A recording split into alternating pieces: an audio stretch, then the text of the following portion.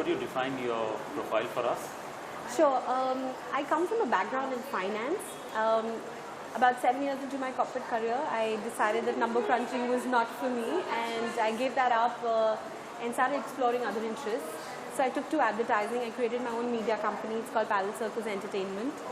And then there was, in 2008, I suffered severe clinical depression. Oh, okay. That's kind of changed the entire course of my life. And somewhere around the 4th year of fighting clinical depression, I got introduced to a concept of motivational CDs and books. Okay. And then there's a whole story around it of how I got my mission of, becoming a life transformation coach. And then I started my journey of studying and educating myself in that field and sort of becoming the, one of the best in the field. And I've also authored a book called The Queen of the Comeback. So I'm an author, I'm an international speaker, I'm a life transformation coach, an NLP master practitioner, and I also do access bars and theta healing. And the whole idea of learning so many modalities was to be able to help people fit the right modality for them, which works for them, and also give them maximum transformation in minimum possible time. And I basically undertake everything under the signature workshop. I call them, they are under the banner called the Game of Life. Wow. So, yeah, so we're all teaching people how to win in the game of life. That's what I do. Yeah. You've transformed. You've literally moved from finance to management. From management to advertising to now healing people. That's right. Was the journey difficult, or did you think you were destined to be here?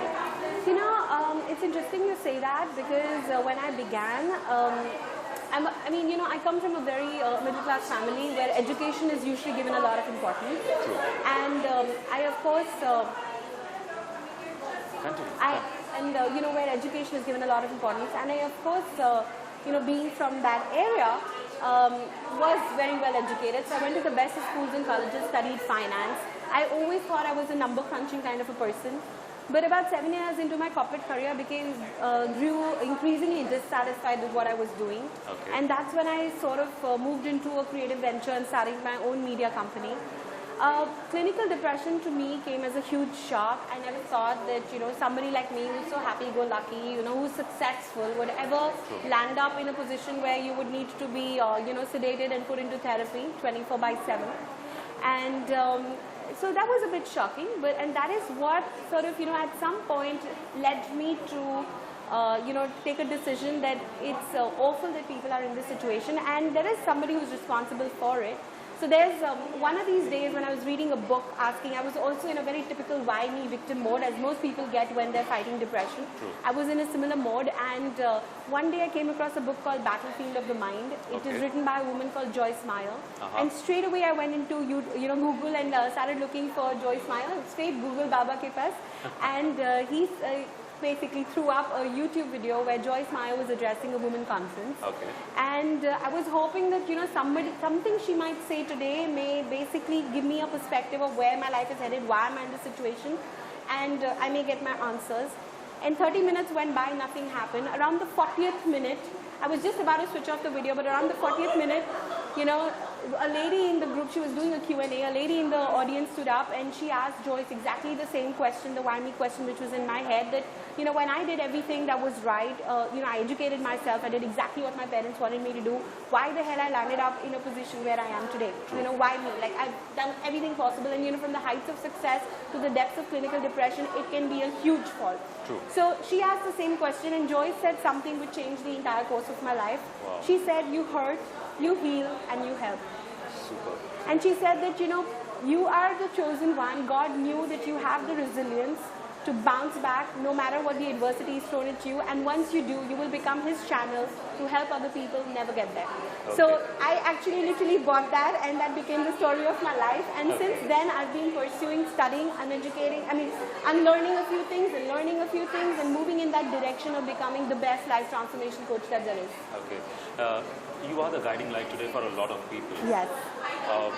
There are still a lot of women out there, or people out there who are suffering from clinical depression. It's in fact one of the biggest killers of this century.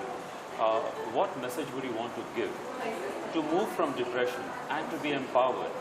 What message would you want to give to the women out there? Okay, so I think I have a couple of messages here, not just one. Okay. The first is that I want them to believe that it's possible to get out.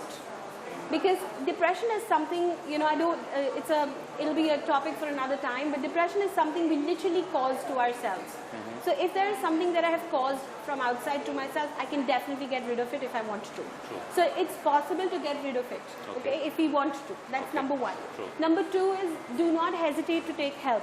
Because there are a few things that, you know, people think that you're mentally sick. See, if you get hurt or wounded on your skin, the whole family runs to you. You're taken to a hospital, okay? But if you're emotionally wounded, it's as good as you're going to a doctor for an emotional wound. It's just that you can't see it. True. So don't have that taboo about not going to someone and talking.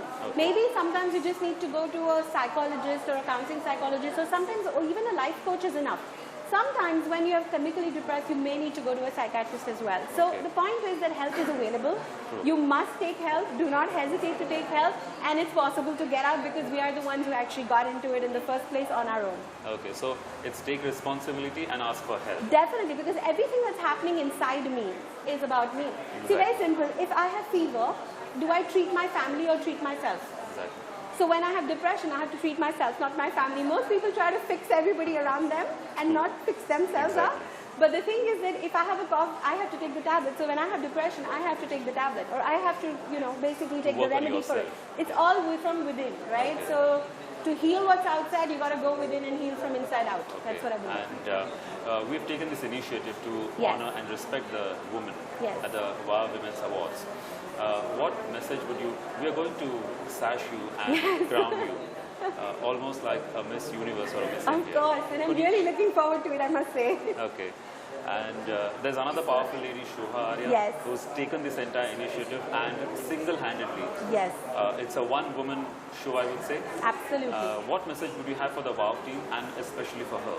You know, I would like to say, I mean, thank you, Shobha, for being such an incredibly powerful woman, because it's women like you who give women like us an opportunity to share our story from the world, and you're the one who's actually behind the scenes impacting so many more women and men out there. It's not just women, you know, even anybody listening to our story out there will get impacted in some positive way.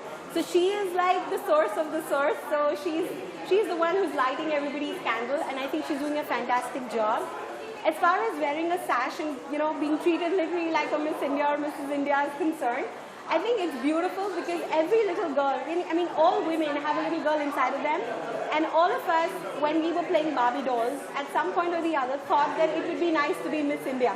Right? It's a little girl's dream, and I think she's helping us fulfill that, and that is absolutely awesome and divine. So I'm really looking forward to it, and thank you so much. Thank you so much for sharing your views with us, and we look forward to seeing you there at the event. Yeah, I will be there for sure. Thank you. Thank you. Thank you.